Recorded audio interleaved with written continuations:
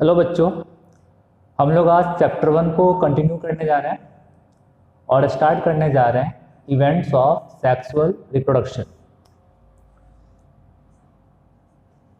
Events of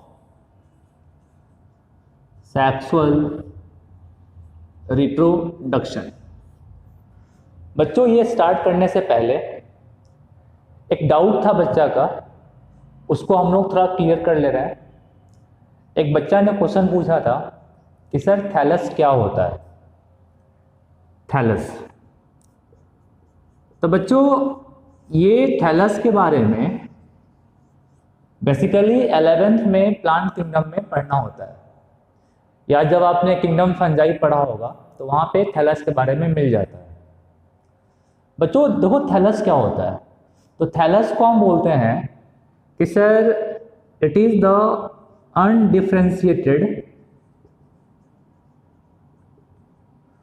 undifferentiated mass. आखिर में ये अनडिफरेंशिएटेड का मतलब क्या हुआ?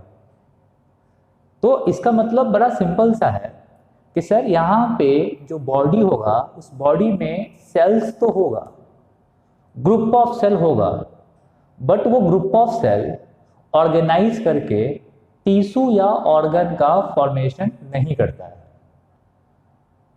ठीक है, तो आप ये कह सकते हो कि सर किसी भी ऑर्गेनिज्म में जो बॉडी वैसा हो जहाँ पे ग्रुप ऑफ सेल्स तो हो बट वो सेल्स ऑर्गेनाइज करके टिश्यू या ऑर्गन का फॉर्मेशन नहीं करे, तो उस मास को हम लोग थैलस कहते हैं। बच्चों इसी थैलस को जब आप लोग प्लांट में आओगे तो प्लांट्स में एल्गी के लिए और जो ब्रायोफाइटा है उसके लिए हम कह देते हैं कि sir the mass of plant body which is not differentiated into leaf, stem and root is called thallus। तो हम सिंपल बात ये कहना चाह रहे हैं कि वैसा मास जो टिश्यू या ऑर्गन में डिफ्रेंशिएट नहीं किया हो उसको हम लोग थैलस कहते हैं। ये थैलस वर्ड यूज करते हैं किसके लिए? तो for the members of kingdom fungi, fungi के लिए। उसके अलावा आप कह सकते हो सर एल्गी के लिए, ब्रायोफाइटा के लिए, लाइकेंस के लिए। लाइकेंस कोई नया चीज है नहीं, आप सब जानते होंगे कि lichens is the symbiotic association of algae and the fungi. तो फंजाई के लिए, एल्गी के लिए, ब्रायोफाइट्स के लिए, उसके अलावा लाइकेंस के लिए हम लोग थैलस वर्ड यूज करते हैं। और जो फंजाई का थैलस होता है उसी को हम कह देते हैं माइसेलियम। तो thallus of fungi is called mycelium. ठीक है बच्चों, ये बिल्कुल बेसिक डेफिनेशन था किसके बारे में? थैलस के बारे में। ठीक है बच्चों, चलो आई थिंक ये कंसेप्ट आपका क्लियर हो गया होगा। चलो ऐसे ही किसी को भी कोई डाउट हो तो डाउट आप कमेंट बॉक्स में कमेंट कर सकते हो। अगले लेक्चर्स में लेक्चर स्टार्ट करने से पहले डाउट क्लियर करेंगे फिर आगे बढ़ेंगे। ठीक है बच्चों, चलिए बच्चों इवेंट ऑफ सेक्सुअल रिप्रोडक्शन। तो हमने कहा था कि सेक्सुअल रिप्रोडक्शन में 3 इवेंट्स होता है। कौन कौन सा?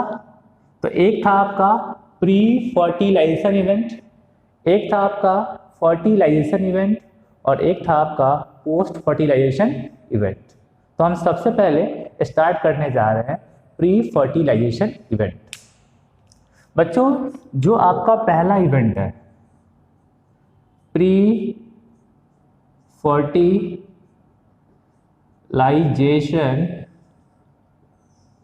इवेंट,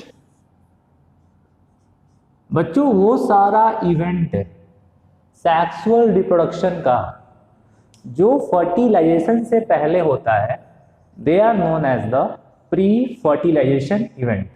ठीक है बच्चों, तो हम कहेंगे all events of sexual reproduction which occur prior to fertilization which occur, prior मतलब पहले, प्रायर टू फर्टिलाइजेशन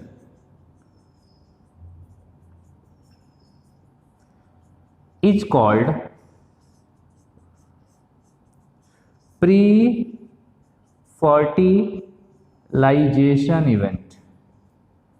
तो वो सारा इवेंट सेक्सुअल रिप्रोडक्शन का जो फर्टिलाइजेशन से पहले होता है उसको हम लोग प्री फर्टिलाइजेशन इवेंट कहते हैं। अब आपके मन में आएगा कि सर आखिर में फर्टिलाइजेशन से पहले क्या क्या होता है। तो बच्चों बी क्लियर, फर्टिलाइजेशन से पहले दो चीज होता है। पहला चीज क्या?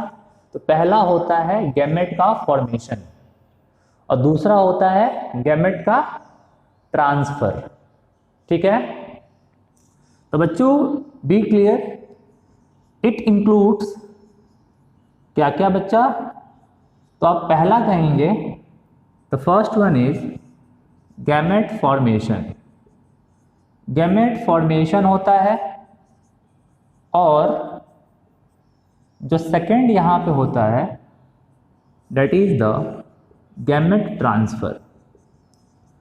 तो दो काम होगा, पहला गैमेट फॉर्मेशन और दूसरा गैमेट का ट्रांसफर।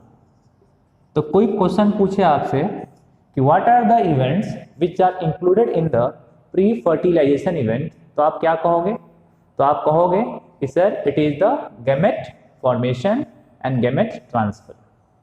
तो सबसे पहले हम देखते हैं गैमेट फॉर्मेशन को और फिर हम देखते हैं गैमेट ट्रांसफर को। ठीक है बच्चों, तो बच्चों जो हमारा पहला है that is the gamete formation. बच्चों बी क्लियर, गैमेट फॉर्मेशन तो नाम से ही क्लियर है, the process of formation of cells which carry DNA. तो वो सेल का बनना जो डीएनए कैरी करता है is something called as gamete formation. और बच्चों गैमेट फॉर्मेशन के लिए जो हम टर्म यूज करते हैं that is called the gametogenesis. क्या कहते हैं? गैमेटोजेनेसिस। तो जो हमारा पहला स्टेप है गैमेट फॉर्मेशन, और गैमेट फॉर्मेशन के लिए जो हम टर्म यूज करेंगे दैट इज कॉल्ड गैमेटोजेनेसिस। तो कोई पूछे आपसे व्हाट इज गैमेटोजेनेसिस, तो आप सिंपल कहोगे ना यार कि the process of formation of cells which carry DNA of an individual during sexual reproduction is called gametogenesis. है कि नहीं? तो आप कह सकते हो कि process of formation of cells which carry DNA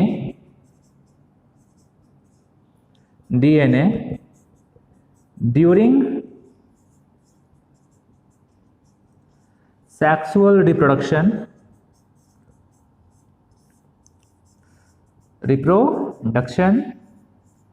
is called क्या बच्चा?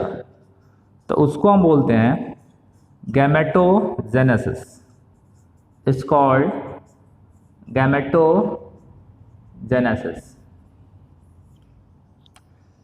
तो the process of formation of cells which carry DNA during sexual reproduction is called gametogenesis. और बच्चों बी क्लियर, जो सेल्स डीएनए कैरी करता है उस सेल्स को हम क्या कहते हैं? तो उस सेल्स को हम गैमेट्स ही तो कहते हैं, है कि नहीं? तो जो हमने लिखा कि the sales which carry DNA, इसके लिए आप एक सिंगल टर्म यूज कर सकते हो, गैमेट्स। बच्चों ये जो गैमेट्स होता है डिफरेंट टाइप्स का हो सकता है। बात समझ में आ रहा है? तो हम लोग अभी आगे देखने वाले हैं टाइप्स ऑफ गैमेट, बट उससे पहले आपको ये क्लियर होना चाहिए कि आखिर में गैमेटोजेनेसिस क्या है। तो the process of formation of gamete is called gametogenesis, है कि नहीं? बच्चों अब आपके मन में आएगा कि सर गैमेट क्या है और गैमेट कितने टाइप का होता है। ठीक है बच्चों, जनरली जैसे ही आपके सामने क्वेश्चन आता है कि गैमेट कितने टाइप्स का होता है, आपके मन में सीधे दो ही चीज आएगा, male gametes and female gametes. But be clear, अब आप लोग बच्चे नहीं रह गए हो कि male gamete and female gamete सीधे बोल दोगे। इसमें हल्का सा हम कुछ चेंजिंग करने जा रहे हैं और उस चेंजेस को आप दिमाग में बिल्कुल सेट कर लोगे।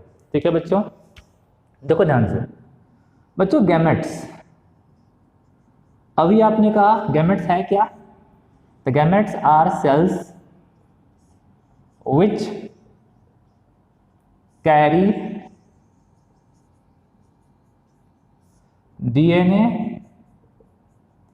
of an individual during sexual reproduction। Gametes क्या है? तो गैमेट्स वैसा सेल है जो कैरी करता है DNA किसी इंडिविजुअल का ड्यूरिंग द सेक्सुअल रिप्रोडक्शन। बच्चों ये गैमेट्स को बेसिकली हम दो टाइप में कैटेगराइज करेंगे। एक गैमेट्स को हम कहते हैं होमोगैमेट्स और एक गैमेट्स को हम कहते हैं हेट्रोगैमेट्स। तो ये जो गैमेट्स होता है, इस गैमेट्स को हम बेसिकली दो ग्रुप में बांटेंगे। एक को हम कहते हैं होमोगैमेट्स और एक को हम कहते हैं हेट्रोगैमेट्स कहते हैं, हेट्रोगैमेट्स कहेंगे। तो गैमेट्स आपके पास दो टाइप का हुआ, एक को आपने कहा होमोगैमेट्स और एक को आपने कहा हेट्रोगैमेट्स। बच्चों बी क्लियर, होमो का मतलब होता है सेम, सिमिलर, और गैमेट सिमिलर गैमेट्स। हेट्रो का मतलब होता है डिफरेंट, तो डिफरेंट गैमेट्स। तो सर ये क्या है same gamete different gametes?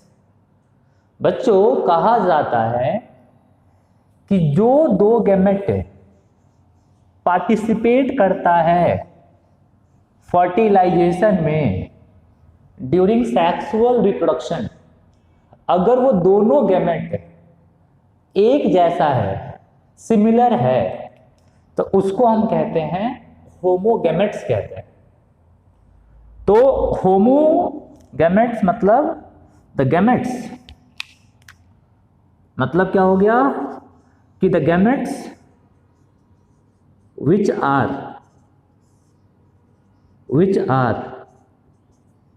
similar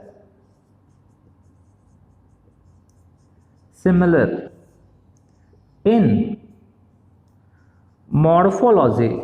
बच्चा मॉर्फोलॉजी का मतलब क्या होता है? एक्सटर्नल अपीयरेंस, है कि नहीं? तो वैसा गैमेट जो मॉर्फोलॉजी में सेम हो, मतलब शेप एंड साइज में, ठीक है। एंड फिजियोलॉजी, फंक्शन में भी सेम होना चाहिए। तो वैसे गैमेट्स को हम कहते हैं क्या है?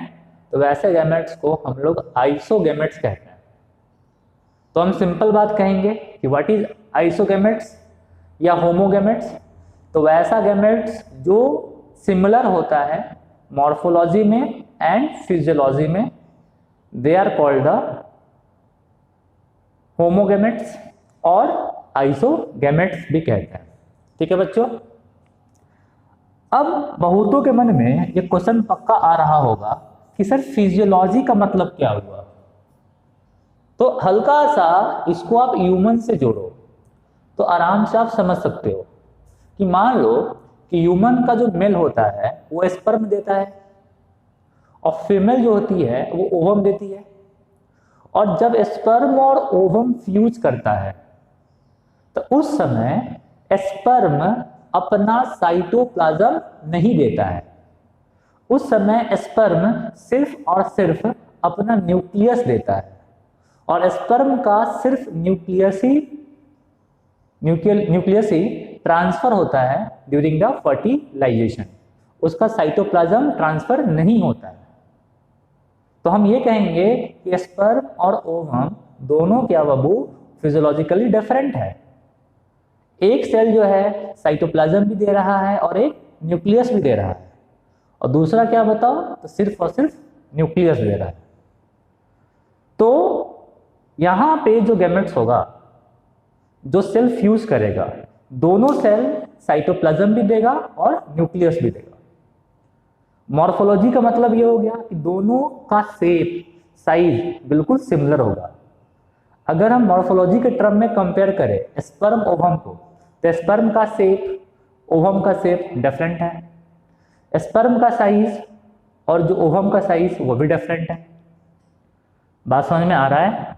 तो हमने ये कहा कि वैसा गैमेट्स जिसका मॉर्फोलॉजी और फिजियोलॉजी एक जैसा हो, उसको हम लोग क्या कहते हैं? होमोगैमेट्स कहते हैं।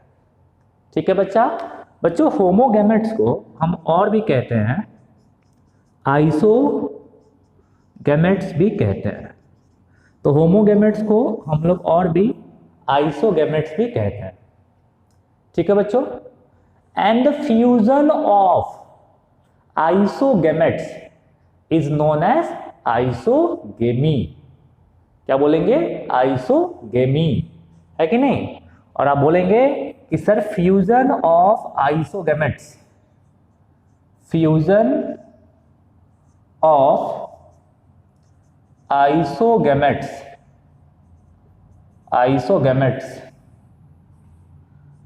Are called isogamy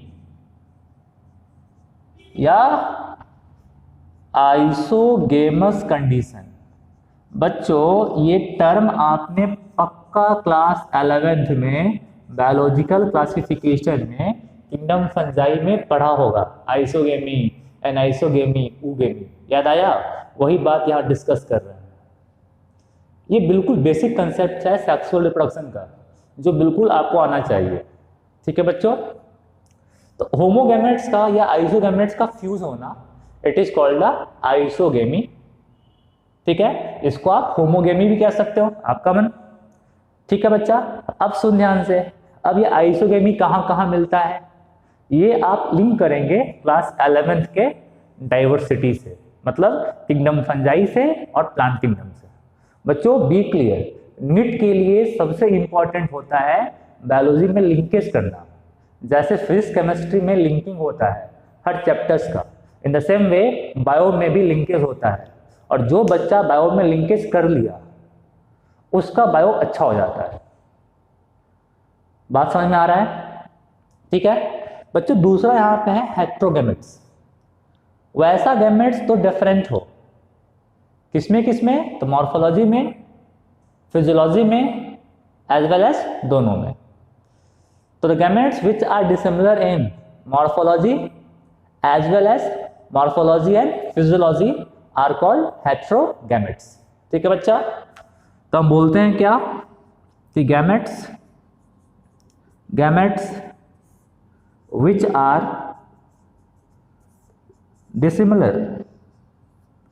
dissimilar in morphology or morphology and physiology,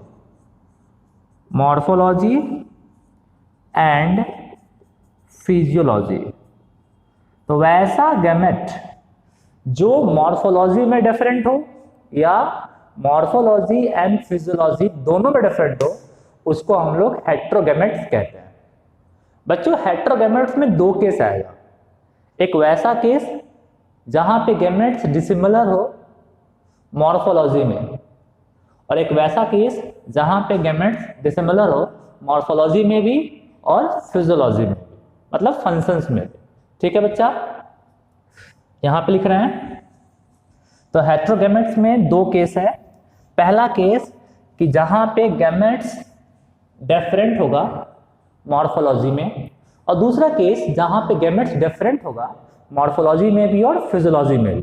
ठीक है, तो हेटेरोगेमेट्स में हम फर्स्ट केस लेते हैं जहां पे gametes are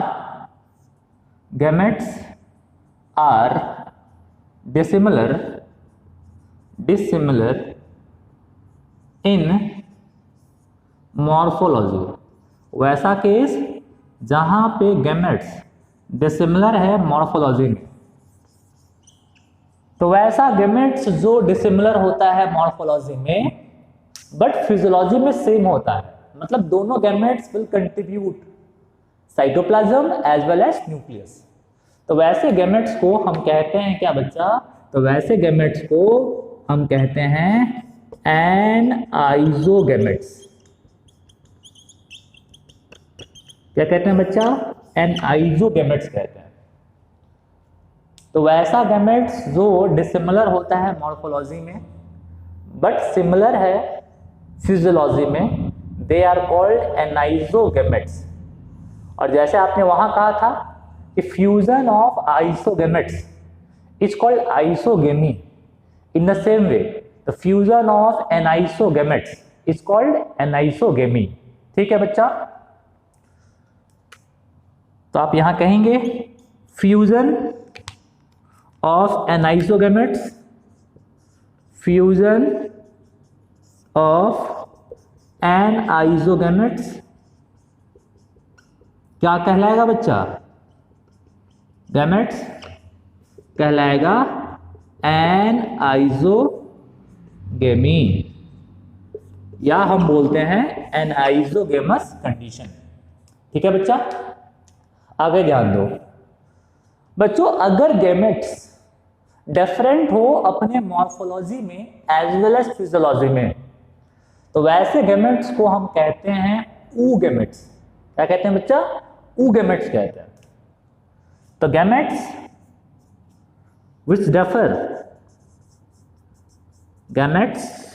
which differ both in morphology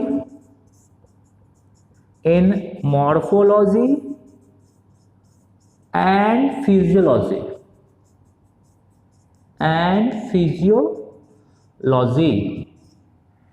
उसको हम कहते हैं क्या बच्चा? तो उसको हम कहते हैं ऊगैमेट्स कहते हैं। It's called ऊगैमेट्स,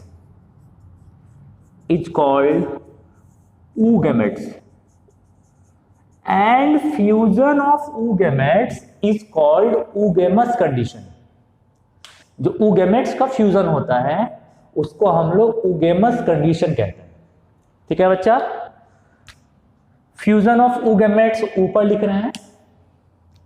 fusion of ऊगैमेट्स,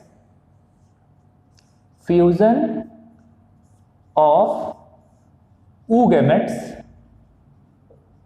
ऊगैमेट्स is called क्या बच्चा? बोल, ऊगेमी या ऊगेमस कंडीशन। Oogamous condition. तो आई थिंक आपको ये पक्का क्लियर हो गया होगा कि गैमेट्स का टाइप कौन कौन सा है। तो हमने बताया हेटेरोगैमेट्स, होमोगैमेट्स। होमोगैमेट्स को हम कहते हैं आइसोगैमेट्स भी कहते हैं। आइसोगैमेट्स का फ्यूजन, बोल बच्चा, आइसोगेमी। और हेटेरोगैमेट्स में दो टाइप का था, कौन कौन सा? एनाइसोगैमेट्स एंड ऊगैमेट्स। एनाइसोगैमेट क्या होता है? तो एनाइसोगैमेट डिफर करता है मॉर्फोलॉजी में, और जो ऊगैमेट्स होता है वो डिफर करता है मॉर्फोलॉजी में भी और फिजियोलॉजी में भी। एनाइसोगैमेट का fusion is called anisogamy and oogametes का फ्यूजन इज कॉल्ड ऊगेमी। बच्चा, जब आप किंगडम फंजाई 11th में खोलोगे और उसमें पढ़ोगे क्लास फाइकोमाइसिटी, तो वहाँ लिखा हुआ है कि the gametes can be isogametes, anisogametes and oogametes. इसके अलावा 11th में जब खोलोगे प्लांट किंगडम और खोलोगे एल्गी, तो एल्गी में लिखा हुआ है isogamous, anisogamous and oogamous। I think clear है। ये टर्म में आपको जो डिफरेंसेस है वो क्लियर कट पता होना चाहिए। अब कहाँ कहाँ कौन सा चीज़ मिलता है ये बात यहाँ का नहीं है, कहाँ का है तो क्लास 11th का है। ठीक है बच्चों, चलिए ये गैमेट्स का टाइप्स था। बेसिकली हम लोग पढ़ रहे थे गैमेटोजेनेसिस, तो इन्हीं गैमेट्स का बनना it's called gametogenesis.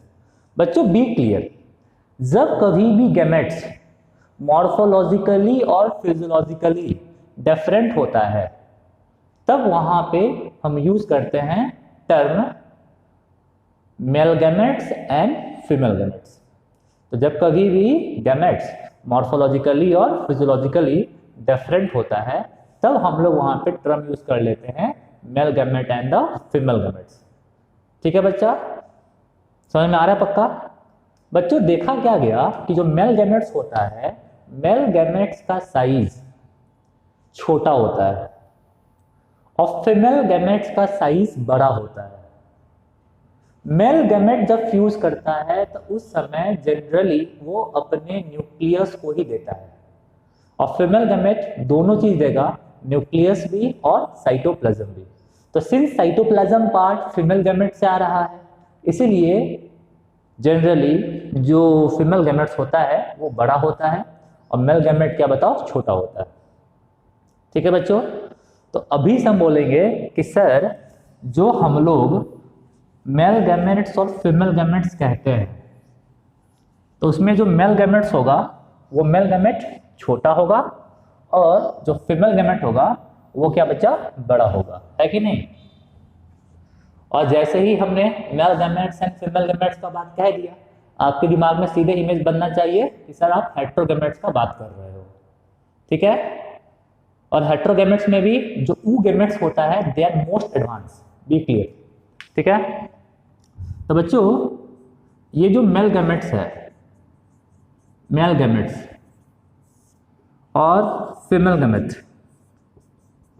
Female gametes, बच्चों जो ये मेल गैमेट होता है ये smaller in size, smaller in size, और जो फीमेल गैमेट होता है वो larger in size, larger in size. बच्चा बी क्लियर, ये मेल गैमेट जनरली मोटाइल होता है बट वैसा केसेस भी है जहां पे ये नॉन मोटाइल है। ठीक है, जनरली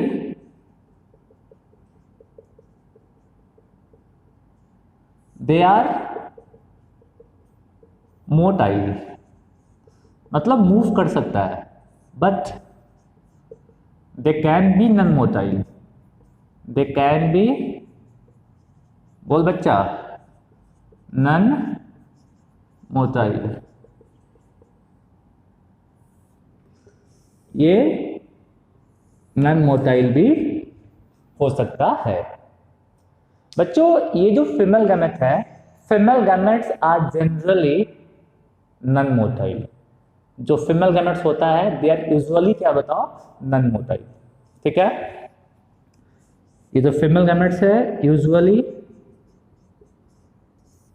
नॉन मोटाइल। तो देखो बी क्लियर यार, ये फीमेल गैमेट नॉन मोटाइल है और मेल गैमेट मोटाइल है, तो ये मेल गैमेट चलकर फीमेल गैमेट के पास पहुंचता है। अब आखिर में ये मेल गैमेट कैसे पहुंचेगा फीमेल गैमेट के पास?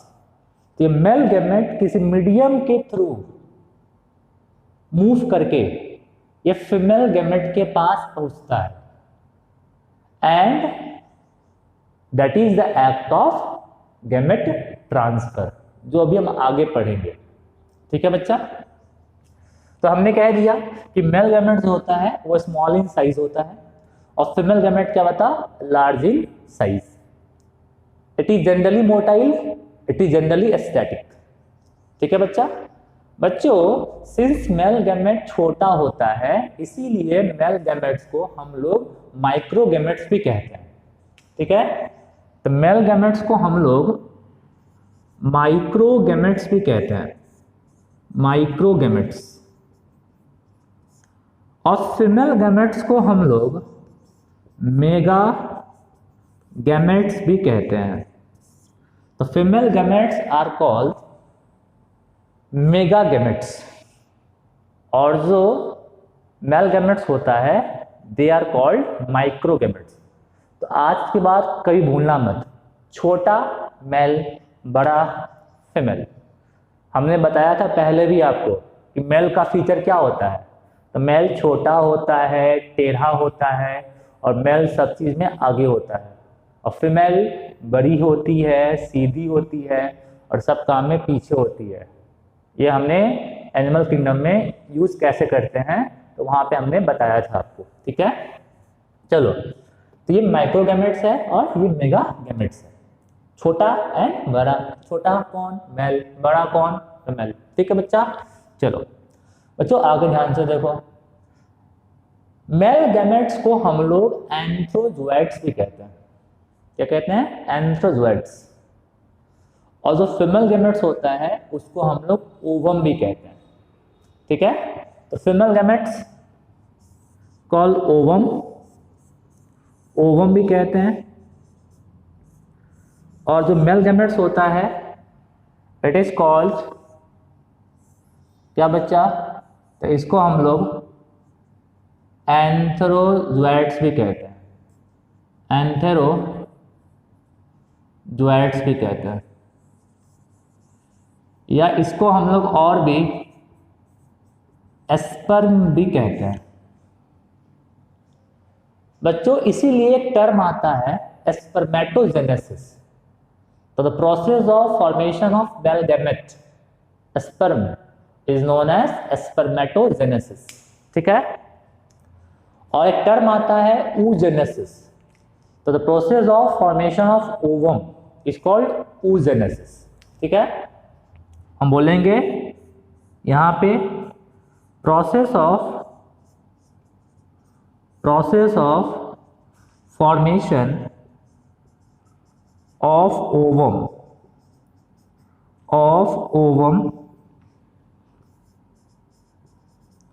इज, बोल बच्चा, oogenesis। इसको हम लोग oogenesis कहते हैं, oogenesis। And the process of formation of sperm is known as spermatogenesis. आप कह सकते हो कि process of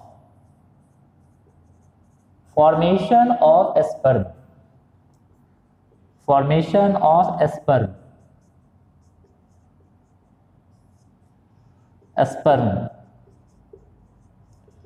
is known as spermatogenesis, is known as spermatogenesis। तो स्पर्म का बनना is known as spermatogenesis और ओवम का बनना is known as oogenesis। ठीक है बच्चों, क्लियर? चलो, ये सब बात था किसमें बच्चा? तो गैमेटोजेनेसिस में। बच्चों इसमें हम एक और बात करेंगे कि सर गैमेटोजेनेसिस में, गैमेट बनने में आखिर में कौन सा होता है डिवीजन, कौन सा सेल डिवीजन होता है। बच्चों यहां ध्यान दो, काफी इंपॉर्टेंट है। तो अगला इसमें मेरा टॉपिक है कि cell division during the gametogenesis, कि आखिर में गैमेटोजेनेसिस में कौन कौन सा सेल डिवीजन होता है। ठीक है,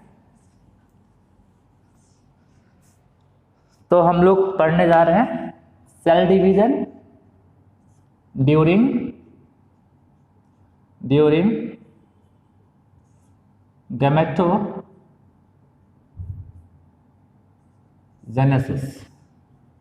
गैमेटोजेनेसिस। बच्चों इसको हम लोग दो ग्रुप में कैटेगराइज करेंगे। एक वैसा ऑर्गेनिज्म जहां पे पेरेंट जो मेन बॉडी है वो हैप्लॉइड है, इफ पेरेंट इज हैप्लोइड, अगर पेरेंट कैसा है, हैप्लोइड है। देखो यार, हैप्लोइड का मतलब क्या होता है, ये भी आपने क्लास 11th में सेल में पढ़ा होगा कि वैसा ऑर्गेनिज्म जिसके पास सिंगल सेट ऑफ क्रोमोसोम है, दे आर हैप्लोइड। तो अगर पेरेंट हैप्लोइड है, एन है, तो वैसे केस में गैमेट का फॉर्मेशन माइटोसिस से होता है, ठीक है। Gamete, then gamete formation occur by mitosis, gamete formation occurs by mitosis। तो ऐसे केस में गैमेट का फॉर्मेशन माइटोसिस से होता है। और अगर पेरेंट डिप्लॉयड है, if parent is diploid,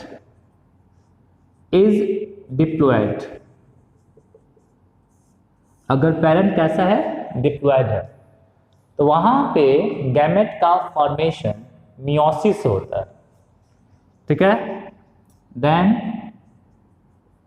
gamete formation by meiosis, formation by meiosis।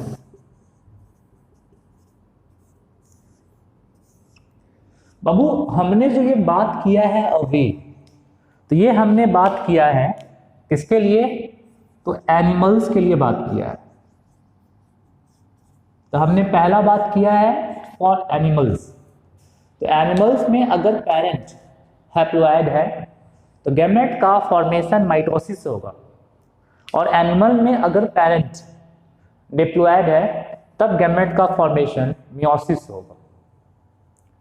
Example दे सकते हैं यार, एग्जाम्पल ह्यूमन बींग्स यार। तो हम लोग डिप्लॉयड है, तो हम लोग में स्पर्म या ओवम कैसे बन रहा होगा, तो सर थ्रू मियोसिस। और हनी बी में जो ड्रोन होता है, ड्रोन आर मेल्स, तो ड्रोन जो होता है वो हैप्लोइड होता है।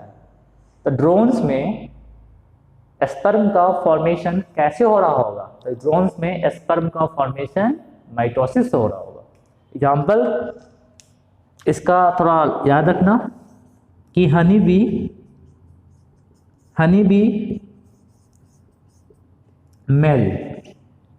मेल, इसको हम लोग ड्रोन कहते हैं, और ड्रोन जो होता है वो हैप्लोइड होता है। तो ड्रोन्स में गैमेट फॉर्मेशन कैसे होगा, तो ड्रोन में गैमेट फॉर्मेशन माइटोसिस से होगा, मियोसिस से नहीं होगा। बी क्लियर, ठीक है बच्चा। चलो, और हम लोग में ह्यूमंस है, टाइगर है, लायन है, कैट है, रैट है, डॉग है, सब है, कैसे होगा, तो बाई मियोसिस। ठीक बच्चों, प्लांट का केस लेते हैं। प्लांट का केस थोड़ा सा डिफरेंट है, ठीक है बच्चा, यहां ध्यान दो।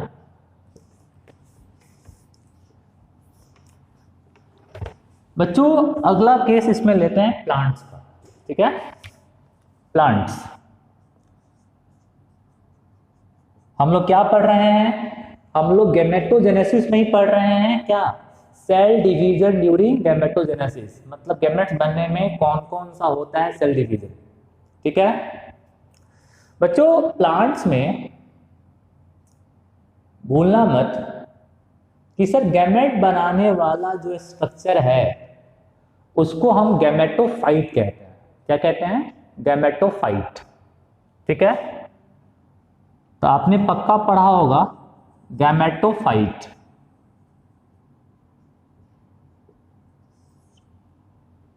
ठीक है। और एक आपने पक्का पढ़ा होगा स्पोरोफाइट। बाबू ये सारा कंसेप्ट 11 से आता है, ठीक है। इसमें हम अभी कुछ नहीं कर सकते हैं, इसको हम सीधे यूज कर सकते हैं। अभी हम गैमेटोफाइट स्पोरोफाइट को एक्सप्लेन पूरा नहीं कर सकते हैं, ठीक है। और जो गैमेटोफाइट, ये तो गैमेटोफाइट क्या है? तो गैमेटोफाइट नाम से क्लियर है, gamete plus phyte, phyte means plant, तो गैमेट बनाने वाला प्लांट बॉडी या स्ट्रक्चर है कि नहीं? Gametophytes are the gamete producing plant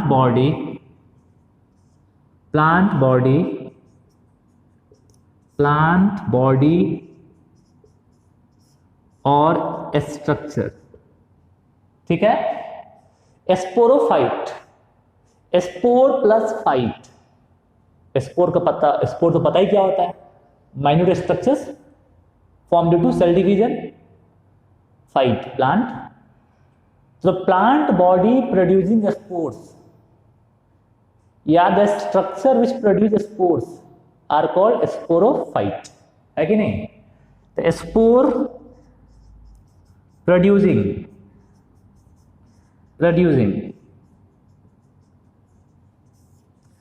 structure या plant body, spore producing structure या plant body is called sporophyte. बच्चों हल्का सा स्पोर्स के बारे में यहां बता दे रहे हैं। देखो स्पोर्स जो होता है क्या है? The spores are minute, are है ARER, ठीक है, minute structure formed due to cell division,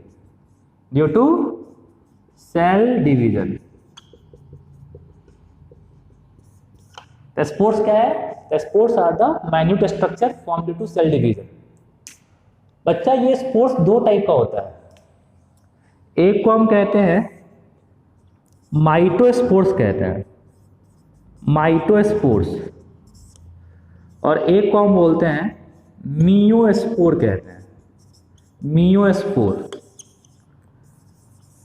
तो नाम से क्लियर है, माइटोस्पोर, तो the spore form due to mitosis. ये कैसे बनेगा? तो बाई माइटोसिस, और ये बनता है कैसे? तो बाई मियोसिस। बच्चों माइटोस्पोर हमेशा बनता है in the case of A sexual reproduction. आपने ये भी क्लास 11th में पढ़ा होगा, फंजाई में zoospore, aplanospores, conidia, oidia, chlamydospores, ये सब क्या था? They all are the mitospores. और ये कैसे बना था? तो बाई माइटोसिस। उसके अलावा आपने पढ़ा होगा एस्कोस्पोर्स, बेसिडियोस्पोर्स, याद आया? उसके अलावा माइक्रोस्पोर्स, मेगास्पोर्स, ये सब क्या है? तो they all are the meiospores. तो बच्चों ये जो मियोस्पोर्स होता है, ठीक है, ये कब बनेगा? फॉर्म्ड ड्यूरिंग कब? तो सेक्सुअल रिप्रोडक्शन।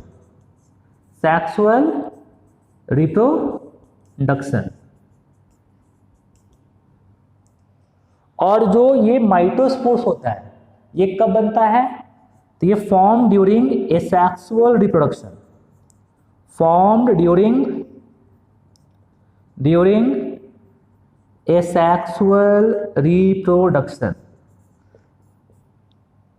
ठीक है बच्चा, तो हम बस ये कहना चाह रहे थे कि सर स्पोरोफाइट स्पोर बनाता है और हम लोग सेक्सुअल रिप्रोडक्शन का बात कर रहे हैं। तो बी क्लियर, स्पोरोफाइट जो स्पोर बना रहा होगा, that spores are not mitospores, they are the meiospores. क्या है बच्चा? वो मियोस्पोर्स होता है। ठीक है, तो sporophyte are the spore producing structures. कैसा स्पोर्स? The meiospores. क्या बच्चा? मियोस्पोर्स। ठीक है, तो दे प्रोड्यूस कैसा स्पोर्स? तो दे प्रोड्यूस मियोस्पोर्स।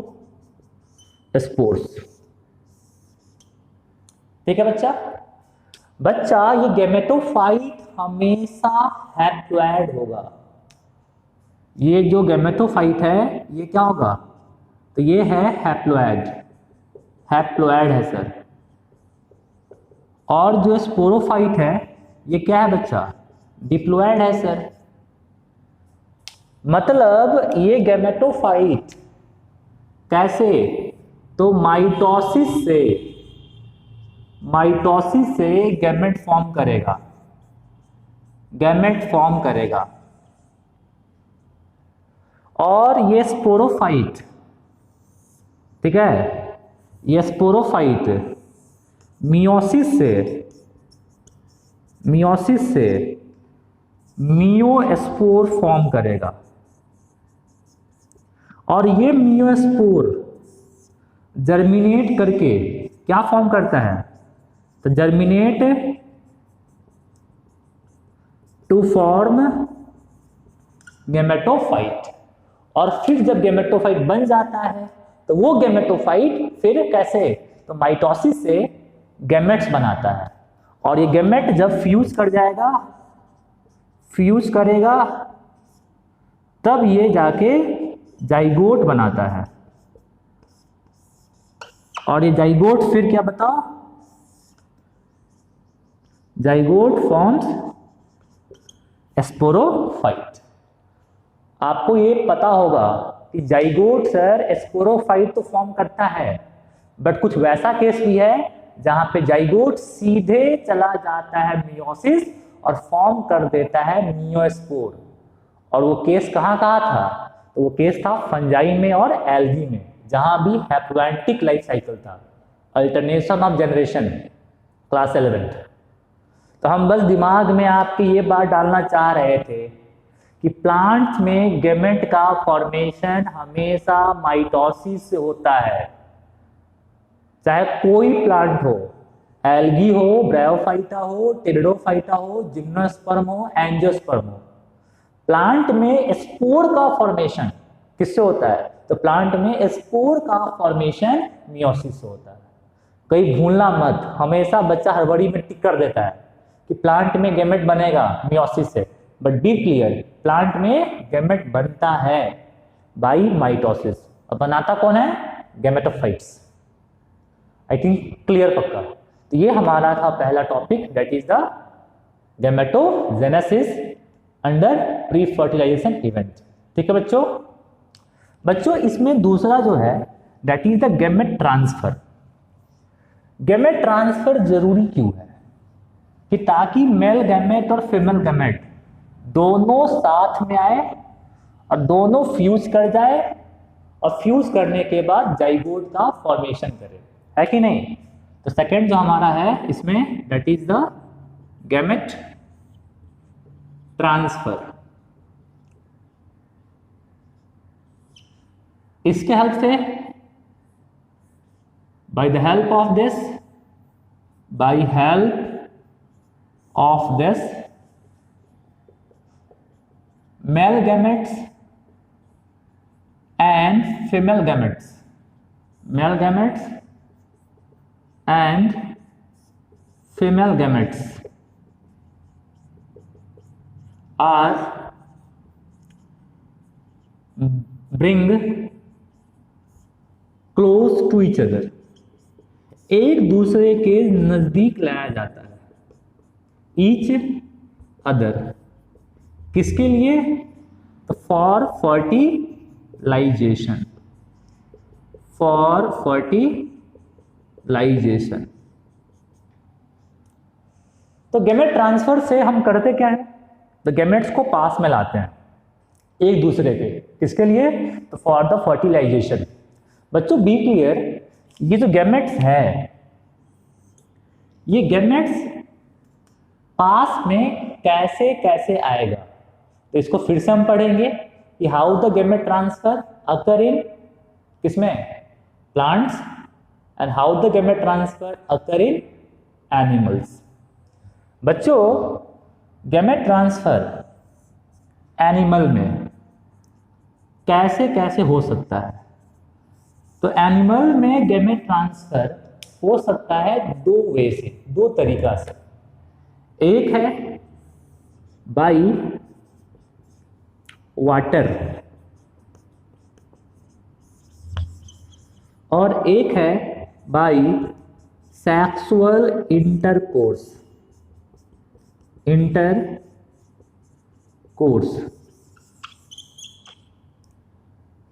बच्चों वैसा एनिमल जहां पे फर्टिलाइजेशन एक्सटर्नल है, वहां पे गैमेट्स का ट्रांसफर कैसे होता है? बाय द वाटर, है कि नहीं? तो याद रखना यहां पे एनिमल्स वेयर फर्टिलाइजेशन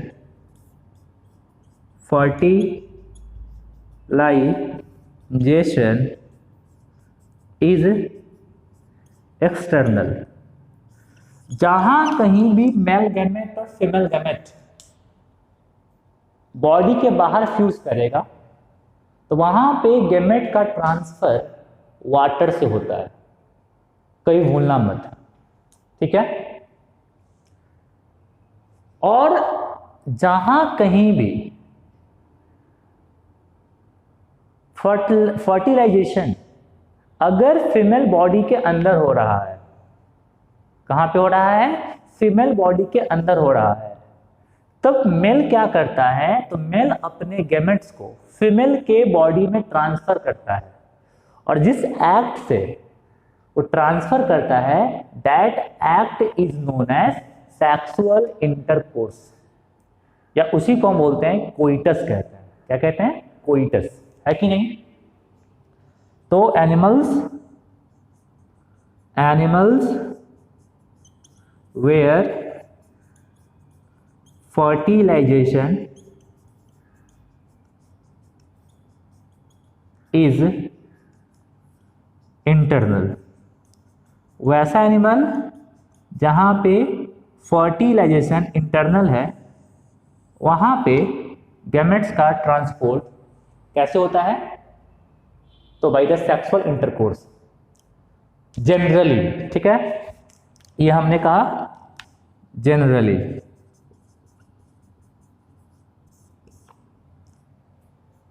बट ये हमेशा, ऑलवेज, ये हमेशा होगा जहां कहीं भी फर्टिलाइजेशन एक्सटर्नल होगा, वहां पे तो गैमेट का ट्रांसपोर्ट हमेशा वाटर से ही होगा, हमेशा।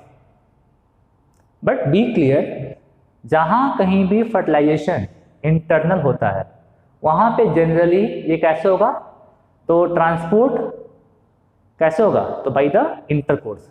बट कुछ वैसा केसेस भी है जहां पे फर्टिलाइजेशन इंटरनल है but transport of gamete water से होता है। और आई थिंक ये बोलते ही आपको याद पक्का आ गया होगा, नहीं आया है तो हम आपको हिंट दे रहे हैं। जब पढ़ाए थे एनिमल किंगडम और पढ़ाए थे पॉरीफेरा, तो पॉरीफेरा में जो वाटर कैनाल सिस्टम था उसके हेल्प से मेल गैमेट का ट्रांसफर हुआ था स्पॉन्जोसील में, और स्पॉन्जोसील में क्वानोसाइट सेल्स उसको कैच किया था। याद आया आप लोग को? Be clear. हम दे रहे हैं इन स्पॉन्जेस, मतलब मेंबर ऑफ पॉरीफेरा, फर्टिलाइजेशन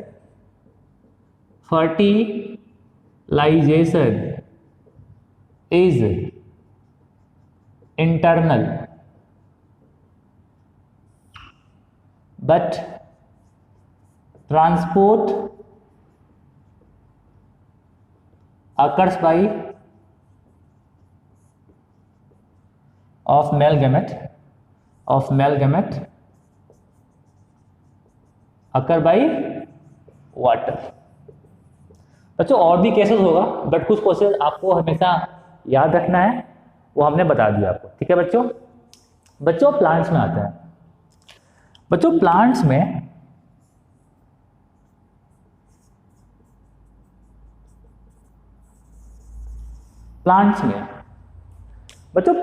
में भी वही बात है कि प्लांट्स में generally transport of male gametes occur by water, ठीक है। प्लांट्स में भी बाय वाटर। कहां कहां?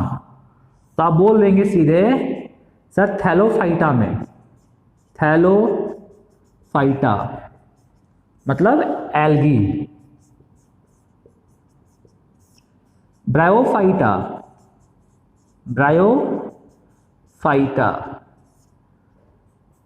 टेरिडोफाइटा, टेरिडोफाइटा, ठीक है। तो थैलोफाइटा में, ब्रायोफाइटा में, टेरिडोफाइटा में, इन सब में ट्रांसपोर्ट ऑफ गैमेट्स होता है वाटर से। अब कोई आदमी एनिमल वाला केस को यहाँ पे जनरलाइज मत कर देना कि वाटर से होगा तो फर्टिलाइजेशन एक्सटर्नल होगा, नहीं, यहाँ पे ऐसा मत बोलना प्लांट्स में, ठीक है। तो प्लांट्स में वाटर से कहाँ कहाँ, थैलोफाइटा में, ब्रायोफाइटा में और टेरिडोफाइटा में। और by pollen tube, pollen tube से कहाँ होता है, तो पोलन ट्यूब से होता है दो केसेस में, एक कौन कहेंगे, जिम्नोस्पर्म, जिम्नोस्पर्म और एंजियोस्पर्म, एंजियोस्पर्म में। तो जिम्नोस्पर्म में और एंजियोस्पर्म में यहाँ पे मेल गैमेट का ट्रांसपोर्ट वाटर से होता है। और बच्चों याद रखना कि प्लांट्स में, जिम्नोस्पर्म में और एंजियोस्पर्म में हम एक और बात पढ़ते हैं, दैट इज द पॉलिनेशन, है कि नहीं। यहाँ पे पॉलिनेशन भी होता है, पॉलिनेशन, पॉलिनेशन में क्या होता है, तो आपने पढ़ा होगा कि transfer of pollen grain from anther to stigma is called pollination.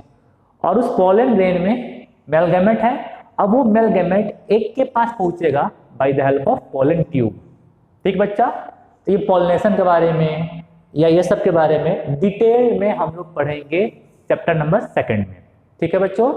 यहाँ पे हल्का हल्का सबके बारे में आपको इंट्रो मिल रहा है, समझ में आ रहा है, ठीक है बच्चों। लास्ट पॉइंट यहाँ पे आज का कि सर प्लांट में एक्सटर्नल फर्टिलाइजेशन कहाँ कहाँ होता है। बच्चों बी क्लियर, जितना भी प्लांट्स है उन सारे प्लांट्स में बस एक ही ग्रुप में फर्टिलाइजेशन एक्सटर्नल है और बाकी सब में इंटरनल होता है। फिर से बोल रहे हैं, प्लांट में बस एक ही ग्रुप में फर्टिलाइजेशन एक्सटर्नल है, बाकी सब में इंटरनल होता है। और आखिर में वो ग्रुप कौन सा है, तो वो ग्रुप है थैलोफाइटा। तो थैलोफाइटा को छोड़कर सारे में फर्टिलाइजेशन इंटरनल होता है, ब्रायोफाइटा में, टेरिडोफाइटा में, जिम्नोस्पर्म में, एंजियोस्पर्म में, सब में इंटरनल फर्टिलाइजेशन एक्सेप्ट थैलोफाइटा। इसको कॉपी में लिख लेंगे। और अगला पॉइंट, कुछ थैलोफाइटा में फर्टिलाइजेशन इंटरनल भी होता है। तो पूछेगा आपसे कि थैलोफाइटा में फर्टिलाइजेशन जनरली कैसा होता है, तो जनरली एक्सटर्नल होता है, बट कुछ में इंटरनल भी होता है। और किस किस में इंटरनल है ये सब आपको जब आप लोग पढ़ेंगे थैलोफाइटा वहां मिल जाएगा क्लास 11th में, ठीक है बच्चों। तो ये हमारा पूरा था क्या, तो pre fertilization event. I think आज का जो लेक्चर था वो आपको क्लियर पक्का हुआ होगा। और फिर से बोल रहे हैं, किसी टॉपिक में कोई डाउट हो जाए तो उसको आप कमेंट बॉक्स सेक्शन में कमेंट कर दीजिए, उसको हम लोग यहाँ पे डिस्कस करेंगे, ठीक है बच्चों। अब हम लोग फिर कल मिलेंगे और कल पढ़ेंगे fertilization event and post fertilization event. कल हम लोग ये पूरा खत्म कर देंगे सेक्सुअल रिप्रोडक्शन, ठीक है। फिर स्टार्ट करेंगे हम लोग सेक्सुअल रिप्रोडक्शन के बारे में, ठीक है बच्चों। चलो बाय।